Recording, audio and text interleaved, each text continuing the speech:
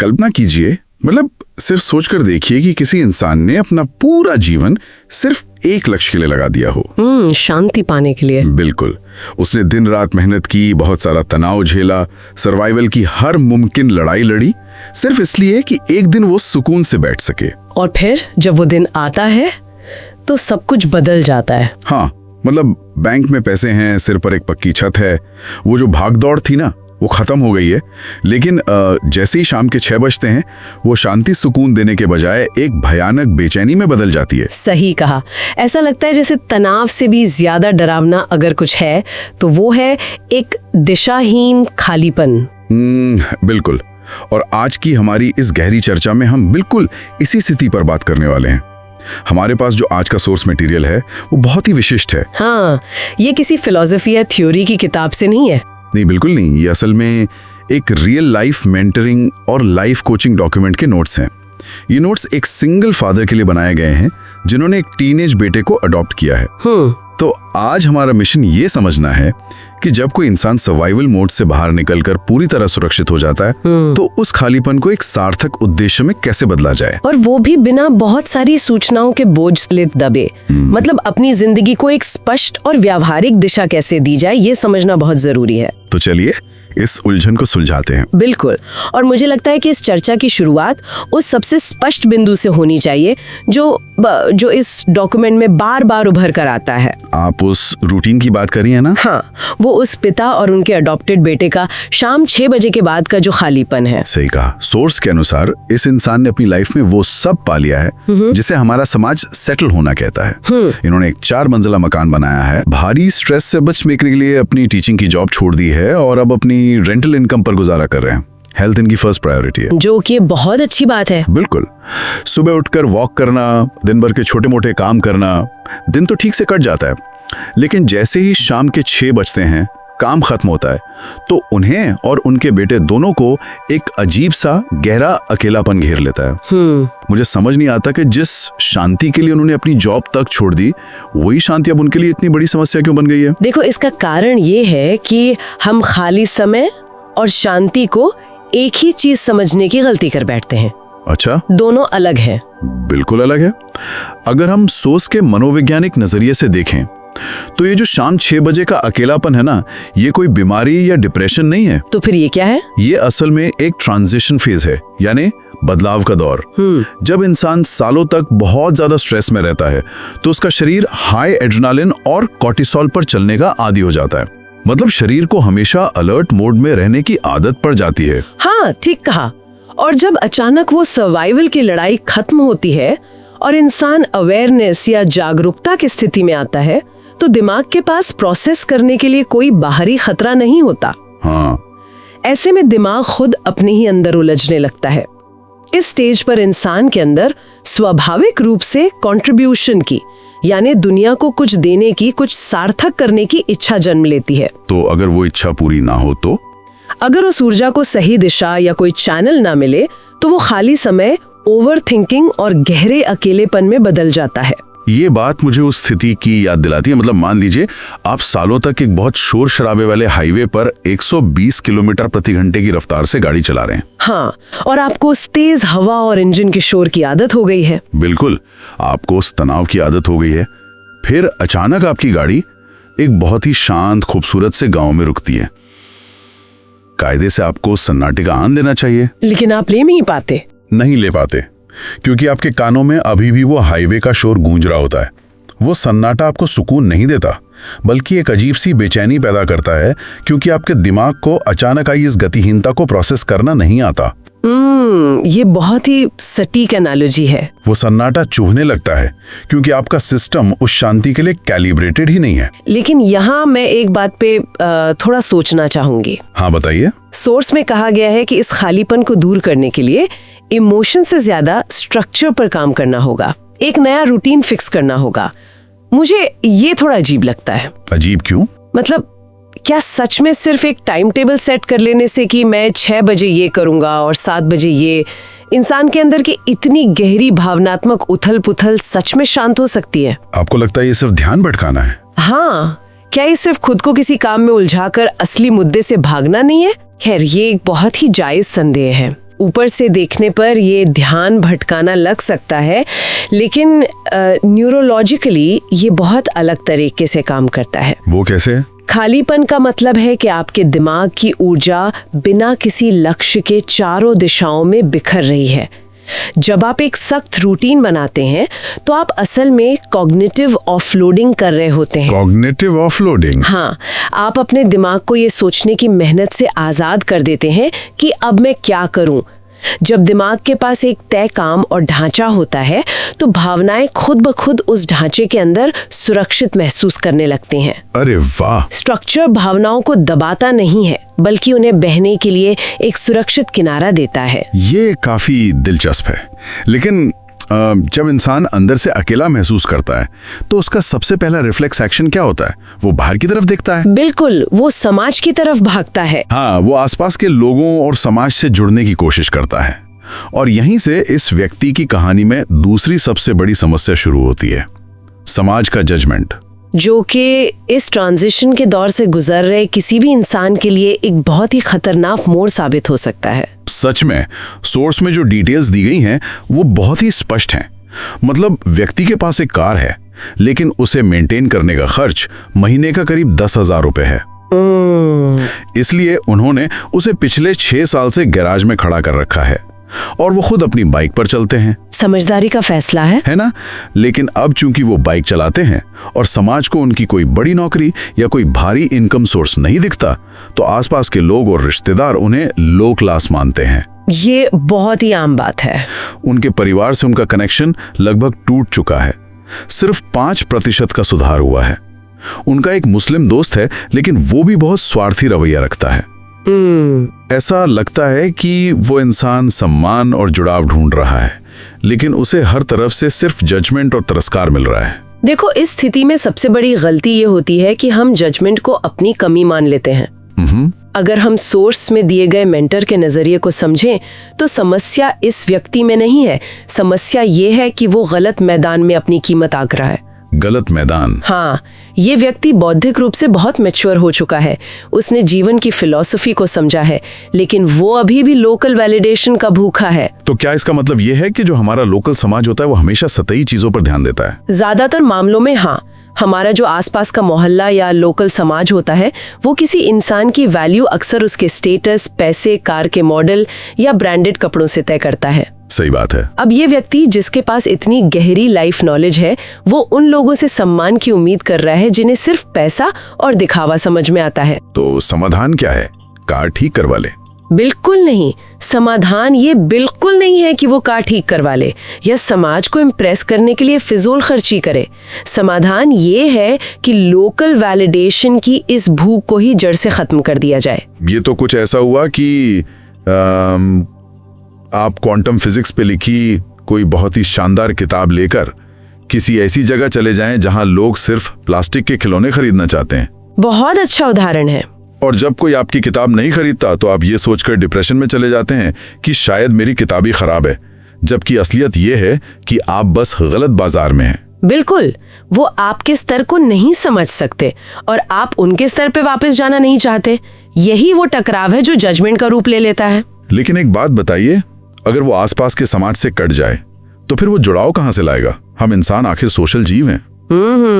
इसी के जवाब में सोर्स ग्लोबल इम्पैक्ट की बात करता है। मेंटर की सलाह है कि अपनी नॉलेज, अपनी ऑथेंटिसिटी और अपने सिंगल फादर होने के उस रॉ एक्सपीरियंस को ग्लोबल लेवल पर यानी इंटरनेट पर शेयर किया जाए। और यहीं पर पूरी कहानी का नजरिया बदल जाता है। कैसे? इंटरनेट की दुनिया में ऐसे लोगों की कोई कमी नहीं है जो जीवन की वास्तविकताओं को समझना चाहते हैं, जो प्लास्टिक के खिलौने नहीं बल्कि असल जिंदगी की किताबें पढ़ना चाहते हैं। लेकिन यहाँ मुझे एक थ्योरी पेश करने का मन कर रहा है। चलिए मान लेते हैं कि वो व्यक्ति अपनी बातें इंटरनेट पर ले जाता है, ग्लोबल ऑडियंस के सामने अपने विचार रखता है। लेकिन क्या सोशल मीडिया पर जाकर लोगों के व्यूज और कमेंट्स का इंतजार करना, क्या वो एक तरह से फिर से उसी जजमेंट के चक्कर में फंसना नहीं है जिससे वो बचना चाहता है? अच्छा सवाल है। बस इस बार मोहल्ले वालों की जगह अजनबी लोगों से लाइक या डिसलाइक से जज कर रहे होंगे। यह बहुत ही क्रिटिकल पॉइंट है और सोर्स इसका बहुत ही सधावा जवाब देता है। आपको सोशल मीडिया पर इन्फ्लुएंसर बनने या तालियां बटोरने नहीं जाना है। तो फिर क्या करने जाना है? यही कारण है कि मेंटर एक सिस्टम बनाने पर जोर देते हैं। वैलिडेशन और इम्पैक्ट में एक बहुत ही स्पष्ट फर्क होता है। क्या फर्क है? वैलिडेशन का मतलब है कि आप कंटेंट इसलिए बना रहे हैं ताकि लोग आपको अच्छा कहें। इम्पैक्ट का मतलब है कि आप कंटेंट इसलिए बना रहे हैं ताकि आपकी बात से किसी और की जिंदगी की कोई उलझन सुलझ सके। अरे वाह! जब आपका फोकस अपनी तारीफ सुनने से हटकर सामने वाले की मदद करने पर चला जाता है तो लाइक्स और डिसलाइक्स का फर्क पड़ना बंद हो जाता है। और इस इम्पैक्ट को बनाने का प्रैक्टिकल तरीका क्या है? यहाँ सोर्स एक बहुत ही दिलचस्प टाइम टेबल सामने रखता है जिसे शाम के अकेलेपन को प्रोडक्टिविटी में बदलने के लिए डिजाइन किया गया है। इसे नाम दिया गया है क्रिएशन आवर। हाँ, ये इस पूरे डॉक्यूमेंट का सबसे ज्यादा एक्शन ओरिएंटेड हिस्सा है। बिल्कुल, इसमें मेंटर ने शाम 6 से 9 बजे का एक नया रूटीन सजेस्ट किया है। 6 बजे हल्की वॉक, 7 बजे बेटे के साथ डिनर और फिर रात 8 बजे आता है सबसे अहम क्रिएशन आवर। इसी 1 घंटे में उस व्यक्ति को अपने जीवन के अनुभव, अकेलेपन से निपटने के तरीके और सिंपल लिविंग के बारे में 30 से 60 सेकंड के YouTube वीडियोस बनाने हैं। सही है। लेकिन यहाँ एक और दिलचस्प मोड़ आता है। सोर्स में व्यक्ति कहता है कि मैं पैसे के पीछे नहीं भागना चाहता, पैसा खुद चल कर आए। और मेंटर उसे सीधा जवाब देते हैं कि बिना सिस्टम के पैसा कभी खुद चलकर नहीं आता। मेंटर का यह जवाब बहुत सी आध्यात्मिक और सादगी पसंद भ्रांतियों को तोड़ता है। मतलब? हम अक्सर ये सोच लेते हैं कि अगर हमारे इरादे नेक हैं और ज्ञान गहरा है तो ब्रह्मांड अपने आप हमारी आर्थिक जरूरतें पूरी कर देगा। लेकिन व्यवहारिकता यह है कि आपको अपनी वैल्यू को एक स्ट्रक्चर्ड फॉर्म में, एक सिस्टम में डालना ही पड़ता है। लेकिन वो सिस्टम कैसा होगा? सोर्स सजेस्ट करता है कि जब वीडियो से एक छोटी सी ऑडियंस बन जाए तो 199 या 499 रुपए जैसी एक छोटी फीस पर लाइव गाइडेंस कॉल शुरू की जा सकती हैं। यहाँ मैं ये सोचना चाहूंगा कि जब इंसान शांति चाहता है तो वो इन कॉल्स के लिए पैसे क्यों चार्ज करे? क्या वो मुफ्त में ये ज्ञान नहीं बांट सकता? मुफ्त में ज्ञान बांटने की सबसे बड़ी समस्या ये है कि वो हर तरह के लोगों को आकर्षित करता है, जिनमें वो लोग भी शामिल होते हैं जो सिर्फ टाइम पास करना चाहते हैं। हाँ, ये तो है। जब आप 199 रुपए जैसी एक छोटी सी फीस लगाते हैं तो ये अमीर बनने का तरीका नहीं है, ये असल में एक फिल्टर है। ओहो, एक फिल्टर? बिल्कुल। इससे सिर्फ वो लोग आप तक पहुंचते हैं जो सच में आपकी बातों की कद्र करते हैं। इसके अलावा जब आपकी छोटी सी मेहनत के बदले कोई आपको पे करता है तो ये उस व्यक्ति के आत्मविश्वास को एक गजब का बूस्ट देता है। हाँ, और इसी बिना प्रेशर वाली 30 से 50 हजार रुपए की स्टेबल इनकम से वो अपनी कार के मेंटेनेंस जैसी छोटी छोटी व्यवहारिक जरूरतें पूरी कर सकता है। मतलब पैसे के पीछे भागना ऐसा है जैसे रोज सुबह उठकर जंगल में जाना और शिकार करना। इसमें बहुत तनाव है। सही बात है। लेकिन ये जो सिस्टम बनाने की बात हो रही है, ये एक ऐसा बगीचा उगाने जैसा है जहां आपने सही माहौल बना दिया है और अब तितलियां खुद ब खुद आपके बगीचे में आ रही हैं। बहुत ही खूबसूरत उपमा है, लेकिन हमें ये नहीं भूलना चाहिए कि इस बगीचे में वो इंसान अकेला नहीं है। उसका बेटा भी है। उसके साथ उसका अडॉप्टेड टीनेज बेटा भी है। बिल्कुल। और ये हमें इस कहानी के सबसे संवेदनशील और जटिल हिस्से की तरफ ले जाता है, पेरेंटिंग और भविष्य का डर। ये व्यक्ति जो शाम के खालीपन से जूझ रहा है, उसका असर सीधे तौर पर उस बच्चे पर भी पड़ रहा होगा। निसंदेह सोच में पिता के मन के कुछ बहुत गहरे डरों का जिक्र है। उसे ये डर सता रहा है कि कहीं आगे चलकर ये बच्चा उसे ही कोई नुकसान न पहुंचाए, उसकी संपत्ति को लेकर या किसी और वजह से। और इसी डर की वजह से वो पिता कुछ बहुत ही बड़े कदम उठाने के बारे में सोच रहा है। क्या कदम?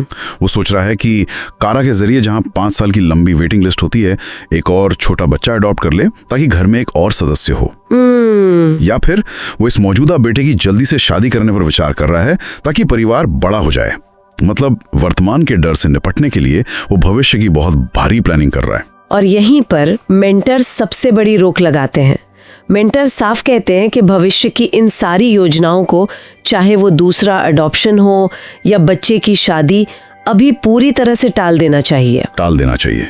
क्यों? क्योंकि ये सारी प्लानिंग असल में एक प्रकार का एस्केप मैकेनिज्म है। इंसान वर्तमान की समस्या से भागकर भविष्य के ख्यालों में शरण ले रहा है। तो मेंटर की नजर में वर्तमान को सुधारने का तरीका क्या है? मेंटर का जोर इस बात पर है कि बच्चे को भविष्य के लिए कंट्रोल करने की कोशिश छोड़ दी जाए। इसके बजाय उसे अभी एक स्ट्रक्चर दिया जाए। कैसा स्ट्रक्चर? जैसे बच्चे को अपने वीडियोस बनाने की प्रक्रिया में शामिल करना, उसे घर की जिम्मेदारियां देना और सबसे महत्वपूर्ण, हर दिन 30 मिनट की एक डीप टॉक। Deep talk? हाँ, बच्चे से ये पूछना कि उसने जिंदगी के बारे में क्या सीखा, ना कि सिर्फ ये पूछना कि उसने होमवर्क किया या नहीं। यहाँ मेंटर एक बहुत ही गहरी बात कहते हैं कि लक्ष्य बच्चे को सिर्फ एक आज्ञाकारी बेटा बनाना नहीं होना चाहिए, बल्कि उसका एक मजबूत चरित्र बनाना होना चाहिए। मैं इसे थोड़ा और समझना चाहता हूँ। देखिए, एक आज्ञाकारी बच्चा वो होता है जो डर या दबाव के कारण आपकी बात मानता है। सही बात है। जिस दिन वो डर खत्म होता है, वो बच्चा आपके नियंत्रण से बाहर हो जाता है। और यही पिता का सबसे बड़ा डर है कि बच्चा बड़ा होकर नुकसान पहुंचाएगा। लेकिन जब आप बच्चे के चरित्र निर्माण पर ध्यान देते हैं, तो आप उसे सही और गलत की पहचान सिखा रहे होते हैं। एक मजबूत चरित्र वाला इंसान वो सही काम तब भी करता है जब उसे कोई देख नहीं रहा होता। ये बहुत ही सटीक विश्लेषण है, लेकिन यहाँ मुझे पेरेंटिंग को लेकर एक बहुत ही कड़वा सवाल परेशान कर रहा है। पूछे। खासकर तब जब इंसान सिंगल पेरेंट हो या अकेला महसूस कर रहा हो। हम अक्सर बच्चों को पालते समय अनजाने में उनसे बहुत ज्यादा उम्मीदें लगा लेते हैं। हाँ, ये सच है। हम सोचते हैं कि ये बच्चा बड़ा होकर हमारे बुढ़ापे का सहारा बनेगा, हमें अकेला नहीं छोड़ेगा। क्या आपको नहीं लगता कि इस तरह की इन्वेस्टमेंट वाली सोच से हम अनजाने में अपनी ही असुरक्षाओं का, अपने अकेलेपन का सारा बोझ उस छोटे से बच्चे के नाजुक कंधों पर डाल रहे होते हैं? ये एक बहुत ही कड़वी सच्चाई है। हम बच्चों को एक स्वतंत्र इंसान की तरह बड़ा करने के बजाय अक्सर अपने लिए एक इमोशनल इंश्योरेंस पॉलिसी की तरह पालते हैं। बिल्कुल। और यही उम्मीद बाद में सबसे बड़े दुख का कारण बनती है। इसीलिए मेंटर का फोकस सिर्फ 30 मिनट की डीप टॉक पर है। जब आप बच्चे से बात करते हैं, उसे एक व्यक्ति के रूप में समझने की कोशिश करते हैं, तो आप उसे इंश्योरेंस पॉलिसी के बोझ से आज़ाद कर देते हैं। चलिए, विचारों और मनोविज्ञान की ये बातें बहुत गहरी हैं, लेकिन किसी भी इंसान के लिए जो अकेलेपन और डिप्रेशन के मुहाने पर खड़ा हो, अचानक से ये सब अपनी जिंदगी में लागू कर लेना लगभग असंभव लगता है। हाँ, रातों रात कुछ नहीं होता। शायद इसीलिए ये मेंटरिंग डॉक्यूमेंट हवाई बातें करने के बजाय एक बहुत ही ठोस 90 दिन का ब्लूप्रिंट पेश करता है। बिल्कुल। और ये ब्लूप्रिंट ही इस पूरे सोच की सबसे बड़ी ताकत है। ये कोई मोटिवेशनल सेमिनार नहीं है कि आप सुनकर जोश में आएं और अगले दिन सब भूल जाएं। ये एक साइकोलॉजिकल फ्रेमवर्क है जिसे इंसान के व्यवहार को धीरे धीरे बदलने के लिए डिजाइन किया गया है। तो आइए इस फ्रेमवर्क को करीब से देखते हैं। इसे 90 दिनों को 3 हिस्सों में बांटा गया है। पहला फेज है दिन 1 से 30, जिसे स्टेबिलिटी या स्थिरता का नाम दिया गया है। इसमें सबसे पहले तो वही शाम 6 से 9 बजे का रूटीन सेट करना है। स्ट्रेस की वजह से जो भावनात्मक ओवर ईटिंग की आदत पड़ गई है, उसे रोकना है। हर रविवार को बच्चे के साथ जीवन के बारे में गहरी बात करनी है। और एक और बड़ा काम है। हाँ, सबसे बड़ा काम, बिना परफेक्शन की चिंता किए हर दिन अपना एक वीडियो बनाना है। यहाँ मैं इस बिना परफेक्शन वाले हिस्से पर थोड़ा जोर देना चाहूंगी। जब लोग कुछ नया शुरू करते हैं तो उनका सबसे बड़ा बहाना क्या होता है? यही कि मैं पहले एक अच्छा कैमरा खरीद लूं, माइक ले लूं, एक बढ़िया सा स्टूडियो बना लूं, फिर शुरू करूंगा। बिल्कुल। और मेंटर साफ कहते हैं कि परफेक्शन का जाल असल में काम टालने का एक तरीका है। आपका जो रॉ या कच्चा वर्जन है, जिसमें कोई फिल्टर नहीं है, जहां आप बस अपने फोन के सामने बैठकर अपने दिल की बात कह रहे हैं, वही आपकी सबसे बड़ी ताकत है। क्योंकि आज की दुनिया में जहां सब कुछ प्लास्टिक और नकली है, लोग असलियत से जुड़ना चाहते हैं। इसके बाद आता है फेज 2, यानी दिन 31 से 60। इसे आइडेंटिटी और इनकम का नाम दिया गया है। यहाँ इंसान अपनी पहचान बदल रहा है। अब वो कंटेंट को थोड़ा बेहतर करता है और वो जो कॉल्स थी 199 या 499 वाली गाइडेंस कॉल्स, उनकी शुरुआत करता है। मतलब अब वो सिर्फ एक परेशान इंसान नहीं है जो दूसरों से सहानुभूति ढूंढ रहा है, बल्कि वो एक गाइड बन चुका है जो दूसरों की परेशानी सुलझा रहा है। ये मनोविज्ञान का एक बहुत ही शानदार नियम है। मतलब जब आप दूसरों की मदद करने लगते हैं तो आपकी अपनी समस्याएं अचानक छोटी लगने लगती है। और अंत में आता है फेज 3, दिन 61 से 90। ये एक्सपेंशन या विस्तार का चरण है। इसमें व्यक्ति को अपनी मेंटोर की छवि को मजबूत करना है और सिर्फ सीरियस लोगों की एक कम्युनिटी जैसे कोई व्हाट्सएप ग्रुप तैयार करनी है। यह मजेदार बात यह है कि सोर्स कहता है कि आपको 100 या 1000 लोग नहीं चाहिए, सिर्फ 3 से 5 ऐसे लोग चाहिए जो सच में आपकी वैल्यू को समझे। क्योंकि इम्पैक्ट की गहराई मायने रखती है, नंबर नहीं। अगर आपके पास 5 ऐसे लोग हैं जिनकी जिंदगी आपकी वजह से बेहतर हो रही है, तो आपका अकेलापन हमेशा के लिए खत्म हो जाता है। सही बात है। तो अगर हम आज की इस पूरी गहन चर्चा के धागों को एक साथ पिरोने की कोशिश करें, तो ये सब हमें क्या सिखाता है? आपको क्या लगता है? मुझे लगता है कि ये कहानी हमें ये दिखाती है कि जीवन में जब आपको हेल्थ मिल जाती है, आप अवेयर हो जाते हैं और आपके पास एक स्पष्ट उद्देश्य होता है, तो उस ट्रांजिशन फेज में उस शाम 6 बजे के खालीपन में इंसान टूट नहीं रहा होता है, वो बस अपनी पुरानी केंचुली उतार रहा होता है, वो अगले लेवल पर शिफ्ट हो रहा होता है। बिल्कुल, वो बिखर नहीं रहा है, वो एक नया आकार ले रहा है। बस उस आकार को ढलने के लिए एक सही सांचे या स्ट्रक्चर की जरूरत होती है। और यही कारण है कि ये चर्चा आज हम सभी के लिए बहुत मायने रखती है। हम में से हर कोई कभी ना कभी अपनी जिंदगी के उस मोड़ पर खड़ा होता है जहां हमारी पुरानी पहचान, चाहे वो कोई नौकरी हो, कोई रिश्ता हो या हमारे सोचने का तरीका, वो पीछे छूट जाता है। और नई पहचान को बनने में थोड़ा समय लगता है। वो जो बीच का समय होता है, वो जो एक अजीब सा ग्रे एरिया होता है, ये सिस्टम हमें सिखाता है कि उस अकेलेपन में खुद को खोने के बजाय एक उद्देश्यपूर्ण रूटीन के जरिए अपनी एक नई दुनिया कैसे रची जाए। ये हमें याद दिलाता है कि जीवन में शांति का मतलब निष्क्रिय हो जाना नहीं है, बल्कि सही दिशा में सक्रिय होना है। लेकिन दोस्तों, जाते जाते मेरे दिमाग में एक ऐसा ख्याल आ रहा है जो शायद इन सोर्स नोट्स में सीधे तौर पर कहीं नहीं लिखा है, लेकिन इस पूरी मेंटरिंग जर्नी को देखने के बाद वो ख्याल सतह पर तैरने लगता है। अच्छा, वो क्या है? अगर हम इस पूरे समाधान के केंद्र को देखें, जो कि कैमरा ऑन करके 60 सेकंड के वीडियोस बनाना और अपनी बातें दुनिया से शेयर करना है, हाँ, तो क्या ये संभव है कि आज की इस शोर से भरी डिजिटल दुनिया में हम जो ये कंटेंट बनाते हैं, वो दूसरों की मदद करने से कहीं ज्यादा खुद अपने ही बिखरे हुए विचारों को एक जगह समेटने की एक मनोवैज्ञानिक थेरेपी बन चुका है? ये बहुत गहरी बात है। शायद इंटरनेट के इस अनंत समुद्र में जब हम कैमरा ऑन करके बोलते हैं, तो हम दुनिया को नहीं, बल्कि बार बार खुद को ही अपने जीवन का मतलब समझा रहे होते हैं। हम स्क्रीन पर दूसरों को देख रहे होते हैं, लेकिन असल में हम खुद अपने ही अंदर झांक रहे होते हैं। इंटरनेट शायद अब दुनिया से जुड़ने का जरिया कम और खुद से मिलने का एक बड़ा सा आईना ज्यादा बन गया है। सोचिएगा इसके बारे में। आज की हमारी इस बातचीत में बस इतना ही। फिर मिलेंगे।